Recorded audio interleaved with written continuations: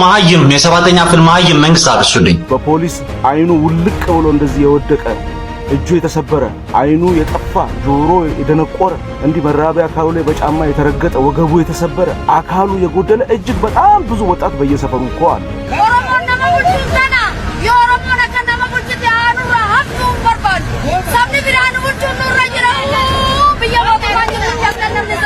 ሰላም ጤና ይስጥልኝ በሰንዶቃችሁልኝ በአዲስ ቪዲዮ ተመልሼ መጣሁ። በዚህ ቪዲዮ የምንመለከተው የወንድማችን የኦሮሮን የግፍ ግድያ አስመልክቶ እንግዲህ ብዙዎች ድምጻቸውን እያሰሙ በመሬት እንግዲህ በመንግስት አካላት ተፈጸመባቸው የሚገኙን ግፍና አብራሪ ተናገሩ ይገኛሉ። እሱን የምንመለከት ነው የሚሆነው። እዚሁንም በምዕራብ ሐረርጌ ሳይክል የነዳችሁ አዋራ አስነሳችሁ በሚል ሚሊሻዎች እንግዲህ በጥይት ደብድበዋቸው የገደሏቸው ሁለት ህጻናት አሉ። ምንድነው ጉዳዩ? እሱን የምንመለከት ነው የሚሆነው። ላይክ እና ሼር ማድረግ እንዳይረሳ።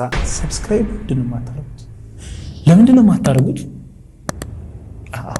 በመጀመሪያ እንግዲህ ወንድማችን ኦሮሮ እንደዚሁ ደግሞ በአዲስ አበባ ውስጥ በተደጋጋሚ ፈጸመውን ግፍና ግድያ ከማየታችን በፊት እንደዚህ ምስል የምትመለከቷቸው ሁለት ህጻናት እንግዲህ እንደዚሁ በመንግስት አካላት ወይ ደግሞ በሚሊሻ የተገደሉ ናቸው ከ3 ቀን በፊት እና ለምን ሞቱ ወይ ደግሞ ለምን እነዚህ አካላት ወይ ደግሞ እነዚህ ህጻናት ለምን እነዚህ ሚሊሻዎች ገደሏቸው በጥይት ደብድቦ የሚለው ስንመለከት እዚህ ያለ እንግዲህ ያገኘሁት መረጃ በምስሉ ላይ የምታዩቸው ህጻናት ከ3 ቀን በፊት በቀኑ 5 ሰዓት አካባቢ በሞተር ሳይክል ወደ ሰርግ ቤት እየሄዱ ሳለ መንገድ ላይ ተገደሉ ይላል እንግዲህ ህጻናቱ ማለት ነው። ስማቸው ያሲል አብድላ እና ቀኖ ጉያ ይባላሉ። በሞተር ሳይክል ላይ ነበሩ የተገደሉት ማለት ነው። ለምን ሞቱ የሚለው ስንመለከት ደግሞ ለምን ተገደሉ የሚለው ስንመለከት የቀበሌ ሊቀመንበር አቶ አደም የተባሉ ከሚሊሻዎች ጋራ ቆመው ሳለ ህጻናቱ በሞተር ሳይክል አቧራ አስነሳችሁብን በማለት ሚሊሻዎች ሊደበድቧቸው አዘዙ። ሚሊሻዎችም ተኩሰው ሁለቱን ገደሏቸው ይላል። በጣም ነው የሚያሳዝነው። እንግዲህ ኢትዮጵያ ውስጥ አሁን ላይ አዋራ አስነሳችሁ በሚል አንድ የቀበሌ ሊቀመንበር አዞ ያስገድላቸዋል። ይሄ ሚሊሻ እንግዲህ ከዚህ ብዙ ጊዜ እንደተናገር ነው 3 ወር ነው የሚማረው። አብዛኛው ያልተማረ ነው። ግማሹ ቢያንስ 3 ወር ይሰለጥናል። 3 ወር ይሰለጥናል። ዱላ ይሰጠዋል፣ የሚደበደብበት ሽጉጥ ይሰጠዋል፣ መሳሪያ ይሰጠዋል። ያንን መሳሪያ ለማመጠቀም እንዳለበት ለማመጠቀም እንደሌለበት አያውቅም።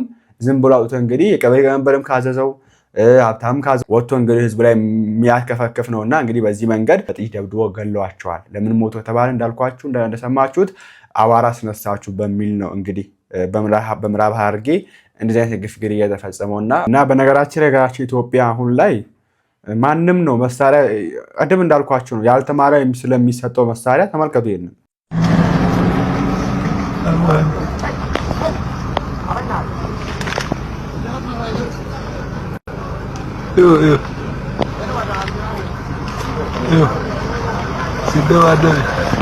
እንደዚህ አይነት ቪዲዮዎችን በጣም ብዙ ቪዲዮዎችን ቴሌግራም ላይ ፖስት አድርጌላችኋለሁ። ገብታችሁ ማየት ያላችሁ ሰርች ካደረጋችሁ ይመጣላችኋል። እና በአንድ የባጃጅ ሹፌር ላይ ትራፊክ መሳሪያ ያወጣል፣ ለመተኮስ ያቀባብላል። በጣም ነው የሚያሳዝነው። እና እንደዚህ በትዕቢት የተዋጠሩ ሰዎች ናቸው እንግዲህ አሁን ላይ መሳሪያ ሰጥቷቸው ህዝቡ ላይ የተኮሱ ህዝቡን እንግዲህ እየጨረሱ የሚገኙት። እና አሁንም ቢሆን የሚመለከተው አካል ይሄን ነገር ቢያጠራ መልካም ነው ብዬ አስባለሁ። አብዛኞቹ እውቀት የላቸው፣ ትምህርት የላቸው፣ 3 ወር የሚሰለጥኑት ከዛ መሳሪያ ይሰጣቸዋል፣ ዱላ ይሰጣቸዋል። ይሄንን ማን ላይ መጠቀም እንዳለባቸው ማን ላይ መጠቀም የለባቸው የሚሉን አያውቁም። ያዛቸውን ላይ ይፈጽማሉ። እንግዲህ ታዙ ለምን ብሎም አይጠይቁም። የአዲስ አበባ ነገር የመጀመሪያው ነው ወይ ካላችሁ አይደለም። ከዚህም እንግዲህ ይሄን አትን ታስተሳሰብ ብዬ አስባለሁ።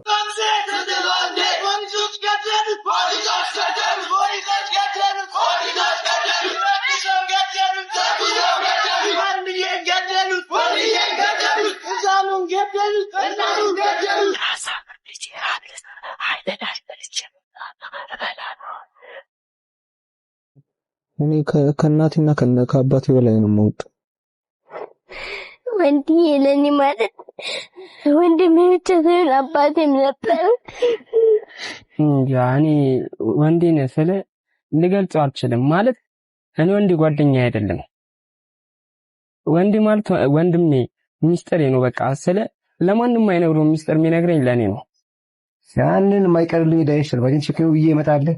ካልሰልባጂ እየሰጣችሁ ያሳደገ እኛ ሰልባጂ ይሄጠው ነው በቃ ስራት። ይሄም እንግዲህ በፖሊሶች በአዲስ አበባ የተገደለ ወጣት ነው። ፍትህ አልሰጠውም። ቅድም አሰምቻችሁ ነበር። አይነንም ሽሮ ሜዳ አካባቢ ባራት ቆይ። ከዚያ በፊት ግን እቺን ቪዲዮ የዛሬ ዓመት ነው የሰራሁት። ተመሳሳይ ቪዲዮ ስሙት። ይሄ ዜና ደግሞ በጣም አስደንግጦኛል። በቀን አዲስ አበባ ውስጥ በግፍ የተፈጸመ ወንጀል ነው በፖሊስ።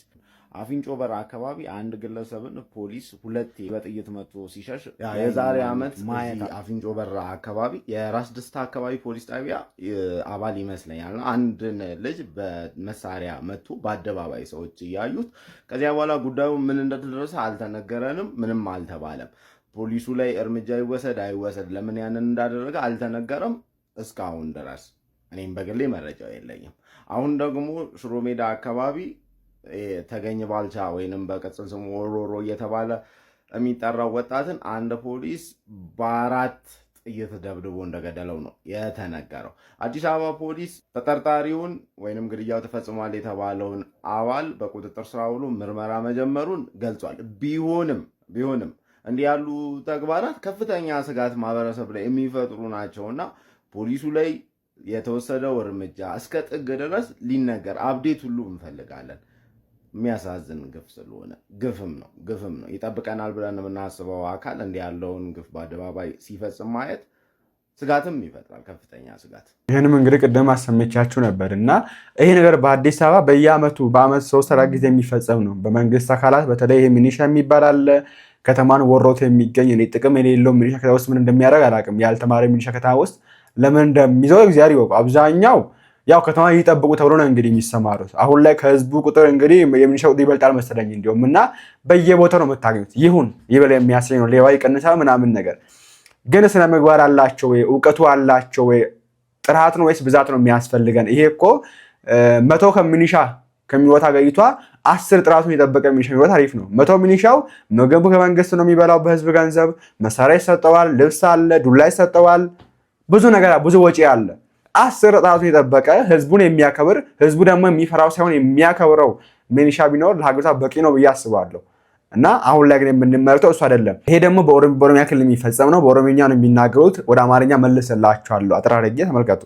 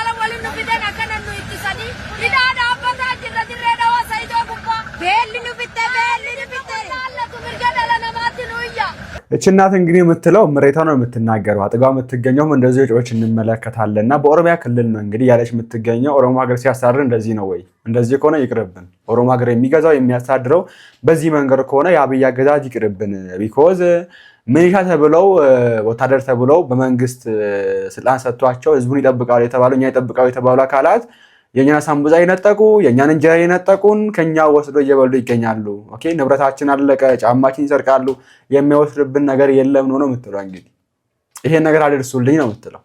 ለሚመለከቱ አካል ለህዝቡ አድርሱልን ነው የምትለውና እንዲህ ነው ያገዛዝ ብላ የጠየቀች የምትገኘውና ምንሽ የተባለው አካል ወይ ደግሞ መንግስት ህዝብን ጠብቅ ብሎ ያስተማረው አካል በዚህ መንገድ ነው እንግዲህ ህዝብን እየበደለ የሚገኘው። ይሄን ነገር በተደጋጋሚ ብዙ ቀን አይተናል፣ ብዙ ጊዜ አይተናል። ከላይ ከትላልቅ ባለስልጣናት እስከ ታች ቀበሌ ባለስልጣናት ህዝብ ላይ የሚፈጽሙትን ግፍ አይተናል። እንግዲህ እኔ ሲመስለኝ የሆነ የሚሰጣቸው ኮርስ ያለ ይመስለኛል ህዝቡን እንዲያሰቃዩ ነው ለመናገርና አሁንም ቢሆን ማለት የምፈልገው ነገር ትኩረት የሚመለከቱ አካል ትኩረት ሰጥቶ ይሄ ነገር እንዲመለከቱ ማለት ፈልጋለሁ። ይሄ ልጅ እኮ ድንገት እጃቸው ላይ ሞተና እንደዚህ ህዝብ ንቅናቄ ያስነሳባቸው እንጂ እኮ ከዛ በፊት በየሰፈሩ በየአካባቢው ያሉ ወጣቶች መስከር ይችላሉ። በፖሊስ አይኑ ውልቅ ብሎ እንደዚህ የወደቀ እጁ የተሰበረ አይኑ የጠፋ ጆሮ የደነቆረ እንዲህ መራቢያ አካሉ ላይ በጫማ የተረገጠ ወገቡ የተሰበረ አካሉ የጎደለ እጅግ በጣም ብዙ ወጣት በየሰፈሩ እኮ አለ። ይሄን ነገር ለመናገር ያው አንዳንድ ጊዜዎች ወሳኝነት አላቸው እና በጣም ነው የሚያሳዝነው። በነገራችን ላይ ይሄ ወጣት ሰርቶ የሚበላ ወጣት ነው። በምንም ተአምር አንድ የፖሊስ አባል ከዚህ ወጣት ጋር ቂም ሊያያይዝ ወይም እልህ ሊያያይዝ የሚያጋባ ምንም ነገር የለም። በህጉ መሰረት ያላቸው ማስረጃ ታገኛለህ። ከዛ በኋላ ልጁን ከሱ ማስፈረድ ነው እኮ ቀጥታ። ፖሊስ ህግ አስፈጻሚ አካል እንጂ ህግ ፈጻሚ አይደለም። ይሄ ሰውዬ ወንጀለኛ የሚሆን ምንም ይሁን ተብሎ በተጠረጠረበት ነገር ፍርድ ቤት እስከሚወስንበት ድረስ እስከ ሞት የሚያደርስ እስከ መግደል እስከ መደብደብ የሚያደርስ ምንም አይነት ነገር ሊኖር አይገባም። በፖሊስ ላይ ስለ አደረጃጀቱ ምናምን ነገር ምንም ችግር የለብኝም። በፖሊስ አንዳንድ አባላት ላይ ግን በጣም የሚያሳዝን የባህሪ ችግር ግን አለ። አይን ያጠፉ አሉ፣ እጅ የሰበሩ አሉ፣ ወገብ የሰበሩ አሉ፣ በዱላ አናት የፈለጡ አሉ። በየሰፈሩ ጠይቁ፣ የትም ሰፈር። ለዚህ ምስክር ደግሞ ከፈለጋችሁ ባጭሩ እንኳን ከጥቂት ዓመታት በፊት ስቴዲየም ውስጥ የተፈጸመ ነገር ልንገራችሁ። ቡናና ጊዮርጊስ ሲጫወቱ አይኑን በዱላ እዚህ ጋር መጥቶት አይኑ ውልቅ ብሎ ነው እዛው ቁጭ ያለው። ያ ፖሊስ ምን እንደተደረገ ምን እንደተፈጠረ ምን እንደሆነ እንኳን አናውቅም። በጣም ነው የምናዝነው። እውነቴን ነው የምላችሁ። ሽሮ ሜዳ ላይ ያለው ወጣት የኔ ወንድም ነው፣ የሁላችን ወንድም ነው። ፖሊስ ወንድማችን፣ አባታችን፣ ከለላችን፣ መከታችን፣ ሁሉ ነገራችን ነው ፖሊስ። ልክ እኔ የማስብበት መንገድ የእግዚአብሔር መላእክት አገርን ሰውን እንደሚጠብቁ ነው የማስበው። ከአንድ መልአክ ለይቻ ላይ አንድ ፖሊስ ግን በጣም በስነ ምግባር እጦት የተሞሉ በጣም ችግር ያለባቸው ፖሊሶች አሉ። እኔ በአይኔ በብረቱ ያየሁት ዘነበወርቅ የሚባል አካባቢ ፖሊስ የሚዘርፉ ሌቦችን አቁሞ ሲፈትሻቸው አይቻለሁ። ገንዘብ ፈትሾ ብር ሲቀበላቸው አይቻለሁ። እኔ በአይኔ አይቻለሁ።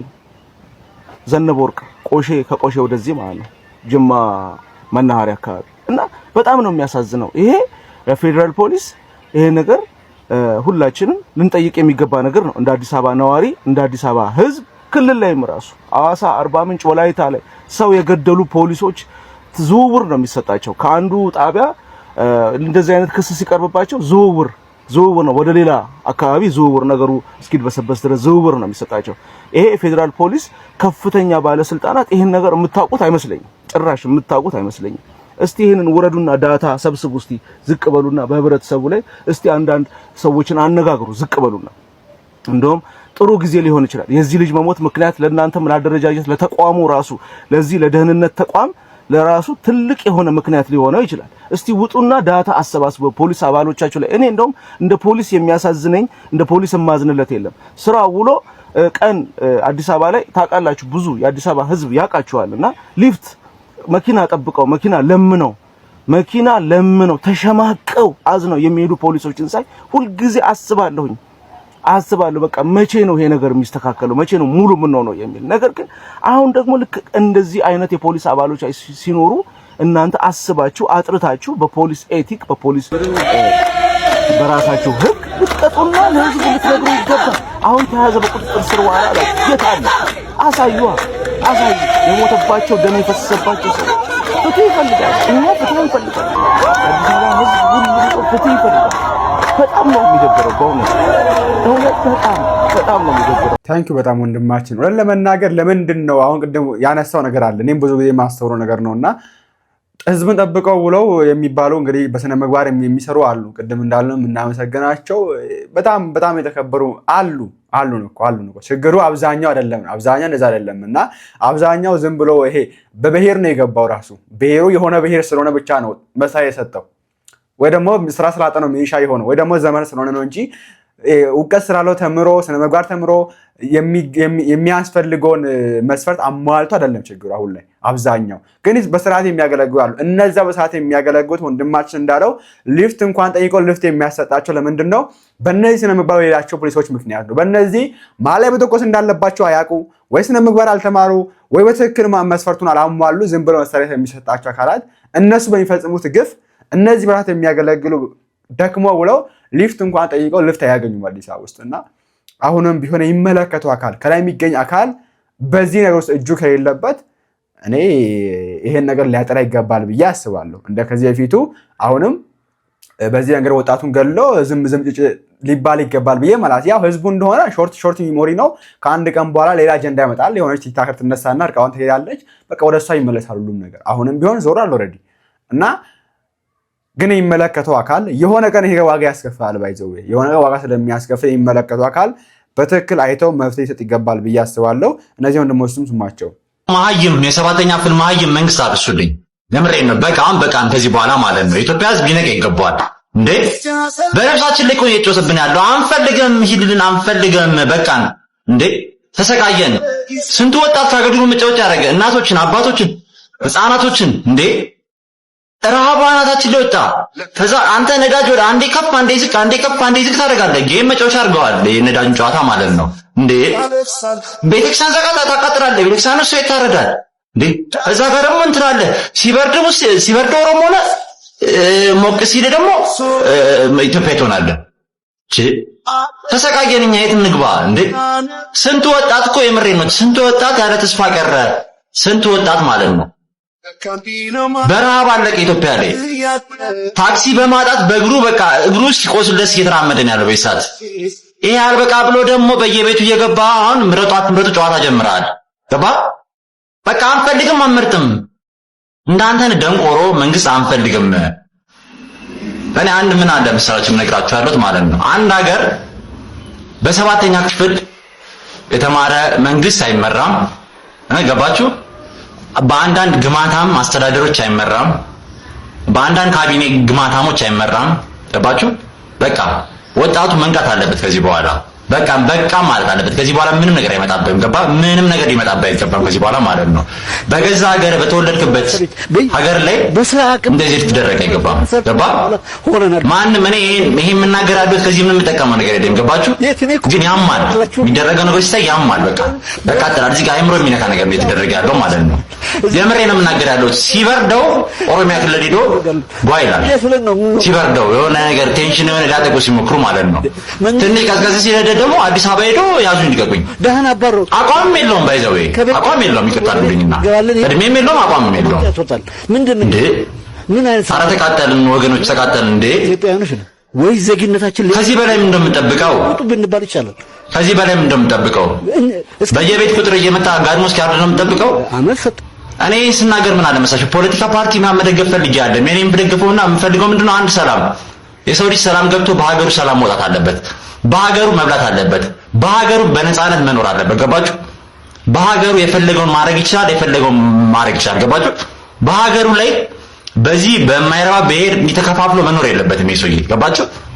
ማንም ሰው ማለት ነው። በቃ እንዴ ስንት ዓመት ልንኖር ነው ከዚህ በኋላ? 50 ዓመት፣ 100 ዓመት፣ 1000 ዓመት ነው የምንኖር ከዚህ በኋላ? እድሜያችን እኮ አቃጠል ነው እኮ ጨረስነው እድሜያችንን። እንዴ መንቃት አለብን። ሁላችሁም ንቁ። በቃ እኛ ደንቆሮ መሀይም መንግስት ሊገዛን አይችልም። መገዛትም አንፈልግም በሉ ሁላችሁም አንፈልግም። በቃ ምንም አያመጣም። ገባችሁ? መንግስት ከህዝብ አይበልጥም። ከነቃንኛ ከህዝብ አይበልጥም መንግስት። ገባችሁ?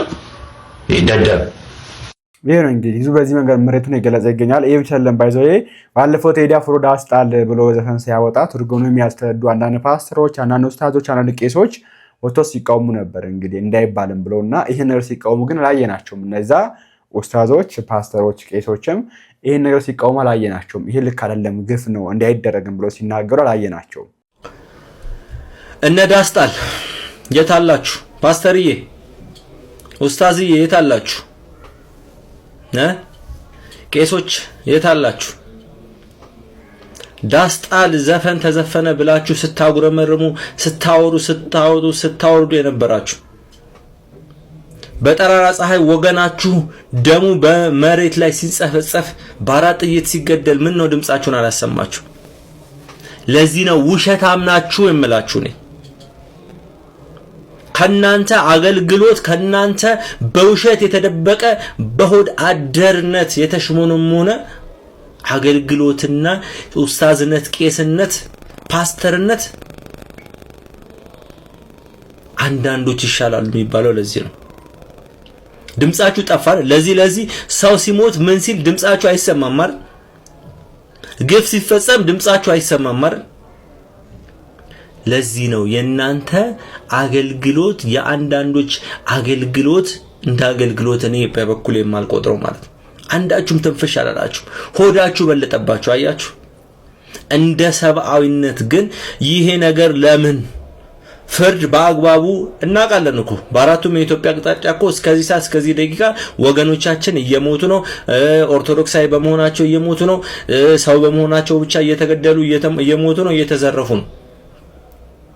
ነገር ግን ለምን ይሄ ነገር አይበቃም ብሎ ሐሳብ የሚሰጥ የለም። ለምን? ሁሉም ሆዳደር ስለሆነ ማንም ተስፋ የምናደርገው የለም። እኛ በሰው ተስፋ እናደርግም። ተስፋችን እግዚአብሔር ነው። እሱ ደግሞ ፍርድን በቅርቡ ይሰጣል። ምናልባት የእኔ እናንተ የህዝቡ በደል ትንሽ ከታገሰ ትንሽ መለስ ካለን መልስ ከእግዚአብሔር እናገኛለን። ወንድማችንን ነፍሱን እግዚአብሔር አምላክ ይማርልን።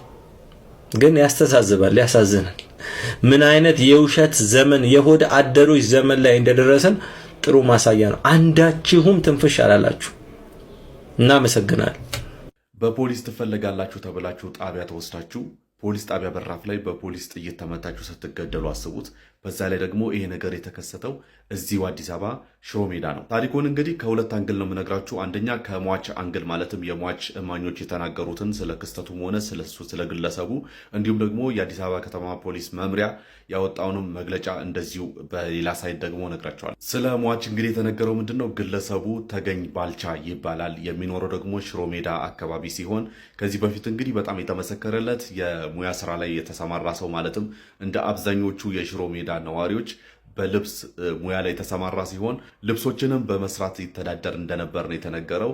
ነገር ግን ታዲያ ከዚህ በፊት ለልማት ይፈለጋል በሚል ሱቁ ፈርሶበት እንደነበር እና ሟች በስነ ልቦና ቀውስ ውስጥም እንደነበር እማኞች ተናግረዋል። ይህ ብቻ አይደለም። ሟች ወጣት ተገኝ ባልቻ የዛሬ ወር አካባቢ ደግሞ አባቱን በሞት አጥቷል። በዛ ሰሞን እንግዲህ ከፖሊስ ጋር በተፈጠረ አንድ አለመግባባት ጸብ ተፈጥሮ ነበር ከፖሊስ አባል ጋር። ከዛ በኋላ ለእስር ተዳርጎ ነበረ። ከታሰረም እንግዲህ ከ4 ወር ከ5 ቀናት በኋላ ከእስር ይፈታል ማለት ነው። ከዛም ያሳለፍነው ሐሙስ ማለትም ሚያዝያ 29 2018 ዓ.ም በፖሊስ ለጥያቄ ጣቢያ ትፈለጋለህ ተብሎ ይወሰዳል ማለት ነው። ከዛ ጣቢያ እንግዲህ ከደረሰ በኋላ ከፖሊስ በተተኮሰ በ4 ጥይት ተመቶ በምታዩት መልኩ እዛው የፖሊስ ጣቢያ በራፍ ላይ ይሞታል። አሁን ደግሞ ከአዲስ አበባ ፖሊስ ዋና ጠቅላይ መምሪያ የወጣውን መረጃ ነው የምነግራችሁ። እንደ ፖሊስ መረጃ ከሆነ በሟች ተገኝ ባልቻና እንዲሁም ደግሞ ግድያውን በፈጸመው ፖሊስ በረዳት ሳጅን ማቴዎስ ተመቸው መካከል ከወር በፊት ጸብ ተፈጥሮ ነበር እና ቂም ይዞበት ነበር ነው የተባለው እና ሟችም ለእስር የተዳረገው እንግዲህ በዚህ ምክንያት ነው ከወር በፊት። ከዛም አሁን እንግዲህ ያሳለፍነው ሐሙስ ለጥያቄ ትፈለጋለህ በሚል እንግዲህ ጣቢያ በሚወሰድበት ጊዜ የፖሊስ ጣቢያ በራፍ ላይ ከመኪና ውረድ አልወርድም በሚል ግብግብ ይፈጠራል። በዚህ መሃል ላይ እንግዲህ በሟች ላይ ቂም የያዘው የፖሊስ አባሉ የፖሊስ ጣቢያ በራፍ ላይ ቆሞ ነበርና ጠመንጃውን በማውጣት በ4 ጥይት መቶ በዚህ መልኩ በፖሊስ ጣቢያ በራፍ ላይ ይገለዋል ማለት ነው። ይህም ክስተት እንግዲህ በአካባቢው ወጣቶች መካከል እንግዲህ ከባድ ቁጣን ይቀሰቅሳል። ከዛ በኋላ ፍትህ ይሰጠው የሚሉ ድምፆች ይሰማሉ። ከዛ በምታዩት መልኩ እንግዲህ በሽሮ ሜዳ ከባድ የሚባል የተቃውሞ ሰልፎች እየተደረጉ ነው። ይህን አስመልክቶ እንግዲህ መግለጫ ያወጣው የአዲስ አበባ ከተማ ፖሊስ ዋና ጠቅላይ ጽሕፈት ቤት እንግዲህ ይህ ክስተት ተቃውሞን ፈጽሞ የማይወክል እንደሆነ በመግለጽ በአሁን ሰዓት ግድያውን የፈጸመው ወይም ደግሞ ወንጀሉን የፈጸመው ግለሰብ የፖሊስ አባል በእስር ላይ እንደሚገኝና ምርመራ እየተደረገበት እንደሆነ በመግለጽ በቅርብ ጊዜ ውስጥ እንግዲህ ምርመራውን ፖሊስ ሲጨርስ ለሕዝብ ይፋ እንደሚያደርግ አስታውቋል። የዚህ ክስተት በጣም አሳዛኝ ፓርቱ ምንድነው መሰላችሁ? የሟች እናት እንግዲህ ከወር በፊት ነው የሟችን አባት በሞት ያጡት። አሁን ደግሞ ድጋሚ ልጃቸውን እንዳጡ ነው የተነገረው። እንግዲህ ለመላ ቤተሰቦቹም እንዲሁም ደግሞ ለወላጅ እናቱ መጽናናትን እመኛለሁ። እኔስ በዚህ ጉዳይ እናንተ ማሳችሁን ኮሜንት ላይ አስቀምጡ። አሁንም ቢሆን ፍትህ ለወንድማችን እንጠይቃለን። እሱ ብቻም ሳይሆን ይሄ የፖሊስን ስነ ምግባር የማያሟሉ አካላት የፖሊስ ስነ ምግባር የሚያበላሹ ስለሆኑ በተቻለ ቀን የሚመለከተው አካል ካለ ህግ ካለ የሚመለከተው አካል ይሄን ነገር ስራዬ ነው ብሎ የሚመለከት አካል ካለ ቢያስተካክል እረምት ቢያደርግ ለህዝቡም ህዝቡ ቅድም እንዳልኩት ቀንዳሽ ናገር ያለው ነው ቅድም ፖስት ባደረኩት ቪዲዮ ላይ እና ህዝቡ ፖሊስን ፈርቶ ለመገዛት ያለበት አክብሮ ነው ወዶ ነው መገዛት ያለበት። ወዶ ቢገዛላችሁ ነው የሚሻለው እንጂ ፈርቷችሁ አይደለም። ኦኬ ቅድም እንዳልኩት አንተ ስትመጣ ከወንበር የምነሳልክ ያ ህዝብ ከወንበር የሚነሳልክ ፈርቶክ መሆን የለበትም። አክብሮክ ነው በቃ ስለሚገባ ሀገር ስለምትጠብቅ እሱ ስለምትጠብቀው አክብሮክ ነው ከወንበር ሊነሳል የሚገባው እንጂ ስለጣጠቅና ልብሱን ስለለበስክ ብቻ ፈርቶ ይሆን አይገባም። መንገድ የሚለቅልክ ፈርቶ ሊሆን አይገባም። አክብሮክ ወዶክ መሆን አለበት ነው ወይ የሚለው ስንመለከት አይደለም። ለምን እንደዚህ ስነ ምግባሩ የሚያሟሉ አብዛኞቹ ዜጋቸው ላይ የሚተኩሱ ቅድም እንዳልነው ማን ላይ መተኮስ እንዳለባቸው ማንንም መምታት እንዳለባቸው ለይተው የማያውቁ ስላሉ ነውና በቻለ አቅም ይሄ ነገር ቢታይ መልካም ነው ብዬ አስባለሁ። እናንተ ሐሳባችሁን አስቀምጡ። በቀጣዩ እንመለሳለን። ላይክ እና ሼር ማድረግ እንዳይረሳ። ቸር ቆዩልኝ።